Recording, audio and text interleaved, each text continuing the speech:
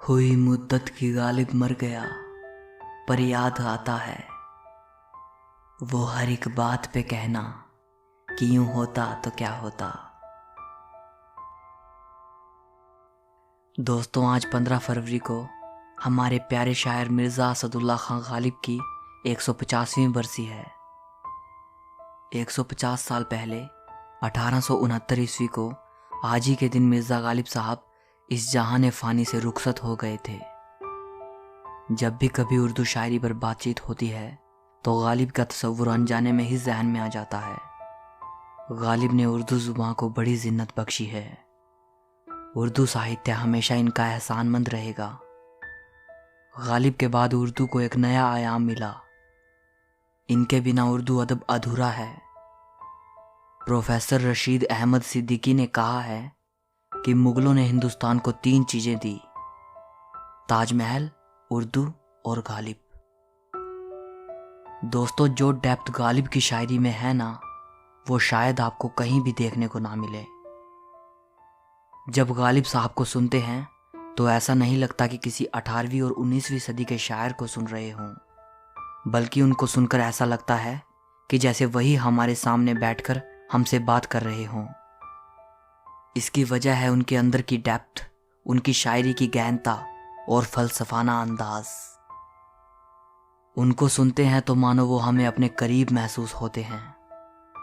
आज के दौर में भी वो उतने ही रेलेवेंट हैं। मशहूर स्कॉलर राल्फ रसल ने लिखा है, अगर गालिब अंग्रेजी में लिखते तो इतिहास के सबसे महान कवि होते। दोस्तों, गालिब साहब की 150वीं बरसी के मौके पर आज मैं लेकर आया हूं इनके 10 बेहतरीन शेर हिंदी ट्रांसलेशन के साथ। मुझे उम्मीद है कि ये आपको बहुत पसंद आएंगे। था जिंदगी में मर्ग का खटका लगा हुआ, उड़ने से पेशतर भी मेरा रंग जर्द था। मेरे चेहरे का रंग मृत्यु की डर की वजह से नहीं उड़ा है। जब तक मैं जिंदा था तब भी मरने की संभावना तो थी ही, इसलिए मेरा रंग पहले से ही पीला था। जिंदगी अपनी जब इस शक्ल से गुजरी गालिब, हम भी क्या याद करेंगे कि खुदा रखते थे। गालिब हमारी सारी जिंदगी ही जब दुखों, गम और अपमान में गुजरी, तो ऐसा देखकर कोई कैसे मानेगा कि हम भी खुदा की बंदगी करने वाले इंसान थे। लोग तो मुझे धर्म के विरुद्ध चलने वाला इंसान ही बोलेंगे, कोई नहीं मानेगा कि हम भी खुदा के नेक बंदे थे। लेकिन मैं अपनी ही बात करूं तो ऐसा दुख भरा जीवन जीकर किस मुंह से कहूं कि मेरा भी कोई खुदा है। कर्ज की पीते थे मैं, लेकिन समझते थे कि हाँ, रंग लावेगी हमारी फाका मस्ती एक दिन। कर्ज लेकर शराब पिया जरूर करते थे, लेकिन इस चीज़ की भी हमें समझ थी कि बुरे हालात में भी मस्त रहने की हमारी आदत एक दिन ज़रूर हमें इस मकाम तक ज़रूर लेकर जाएगी जहां हमारी कद्र होगी। और मेरे इस आत्मविश्वास की वजह यह थी कि बुरे हालातों में भी मैंने अपनी बुद्धि को हमेशा ऊंचा रखा।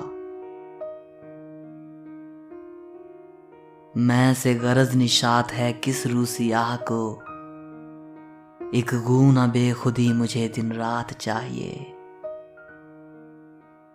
शराब पीने से किस पापी इंसान को सुख मिलता होगा, मुझे तो दिन रात थोड़ा सा बेसुध रहना है, बस इसीलिए पी लेता हूं।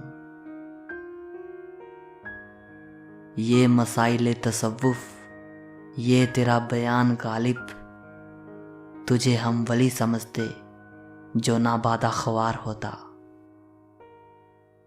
गालिब, तेरा ये सूफियाना अंदाज, ये तेरे विचार, तुझे तो हम वली समझते अगर तू शराबी ना होता। होगा कोई ऐसा भी कि गालिब को ना जाने, शायर तो वो अच्छा है पर बदनाम बहुत है। चंद तस्वीरें बुता, चंद हसीनों के खुतूत, बाद मरने के मेरे घर से ये सामान निकला। कुछ सुंदर स्त्रियों की तस्वीरें, कुछ हसीनों के खत, मेरे मरने के बाद लोगों को मेरे घर से बस यही चीजें मिली। बाज़ीचाए अतफाल है दुनिया मेरे आगे, होता है शबो रोज तमाशा मेरे आगे। ये सारी दुनिया मेरे सामने बच्चों के खेल जैसी है। मैं बुद्धि की ऐसी अवस्था पर हूँ जहाँ से मुझे संसार के ये कामकाज बच्चों के खेल तमाशे जैसे लगते हैं, और हर रोज ये तमाशा मेरे आगे होता है। जाते हुए कहते हो कयामत को मिलेंगे, क्या खूब कयामत का है गोया कोई दिन और। जाते हुए हमसे कह रहे हैं कि अब तो कयामत को ही मिलेंगे। आज जब तुम हमको छोड़ के जा रहे हो तो हमारे लिए आज से बड़ा कयामत का दिन और क्या होगा।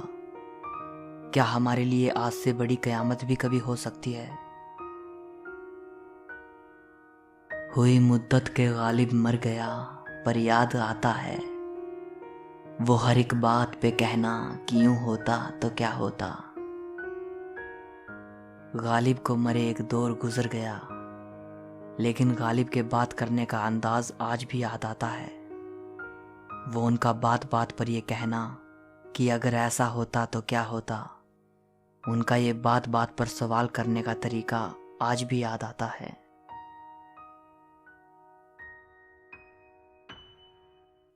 दोस्तों, उम्मीद करता हूँ कि ये वीडियो आपको पसंद आई होगी। गालिब साहब के लिए एक लाइक तो बनता है। कमेंट करके अपनी राय ज़रूर बताइएगा। और नए व्यूवर्स से मैं कहना चाहूँगा कि अगर आप शायरी और लिटरेचर से जुड़ी ऐसी ही इंटरेस्टिंग वीडियोस देखना चाहते हैं तो फिलोसॉफिक चैनल को सब्सक्राइब करके बेल आइकन को दबाएं। सो मिलते हैं अगली वीडियो में। शुक्रिया।